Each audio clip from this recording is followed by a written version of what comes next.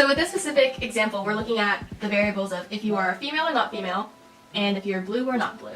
So we're going to start by filling out the two-way table. Okay, so for the Venn diagram, we're going to put male on this side and blue on this side. Be careful not to do like male and female or blue and not blue, because those are in reference to the same variable. Make sure you represent both of the variables. We look back at our Venn diagram. When they cross over, that means male and blue would be 36. Now the probability of just getting male is going to be 28, because they're not male and not blue. That'll be 28. And then if we're on the blue side, the probability of getting someone that's blue and not male is going to be 48, which means getting someone that is blue and female. So in the overall box that's not in the circles, that's everything that is not male and not blue. So that's female and not blue, which is 88. Now for this one, this means union, which you can also think of as or. The probability of being male, which is 64 out of 200, plus the probability of being blue, which is 84 out of 200. But because there's an overlap between these two, which is male and blue, which is 36, you're going to subtract that to get your overall probability, which is 112. Now we're going to follow the tree diagram, and we're going to start here at the tip. We're going to make this top branch male and the bottom branch female.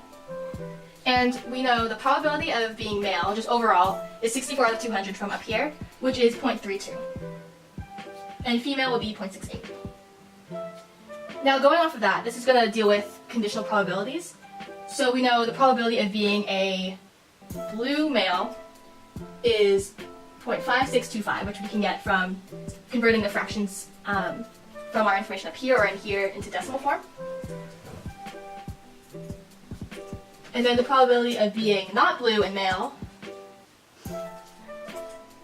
is 0.4375. And we do the same thing for female. This is the conditional probability of being blue given that it's male, and the probability of being blue given that it's female. To get the overall probabilities of being male and blue, you multiply this value and this value, and you would get 0.18. And you can do that for each little branch.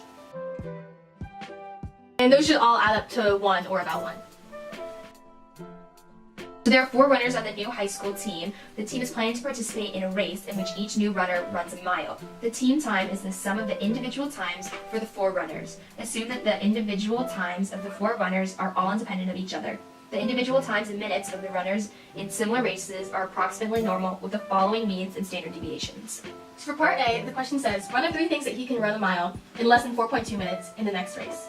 Is this likely to happen? So what we're going to do is look at runner number 3, which is right here. And we know that their mean time is 4.5. And the standard deviation is 0.14. So what we're going to do is calculate a z-score. We're going to do the value that you're looking at, which is 4.2 in this case, minus the mean, which is 4.5, divided by the standard deviation to give you a standardized score. Standardized score is negative 2.14. And we're going to find the probability that our z-score or our values are less than negative 2.14, which will give us a probability of 0.0162 from a table, or if you do it on a calculator, you will get 0.01606. So you can do that by going to normal CDF and putting in negative 2.14 here. Since it's a standardized score, your mean will be 0 and your standard deviation will be 1, and you'll get your value there. So for our answer, we will say that it is possible but unlikely that runner 3 will run a mile in less than 4.2 minutes on the next race, because the probability is very low.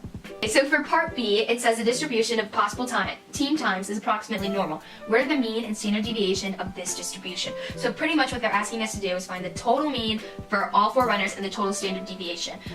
So now we've calculated the mean and standard deviation of the total team time. So we know that the mean is 18.9 minutes by adding up all of the means, and the standard deviation is about 0.3003. Here are the formulas that start at the top. Be careful for standard deviation. A common mistake is that people would just add all the standard deviations together, like you would for the mean, but that is incorrect. You need to make sure you're adding the standard deviation squared, or the variances, to get the variance of the team, and then you square root that to get the standard deviation.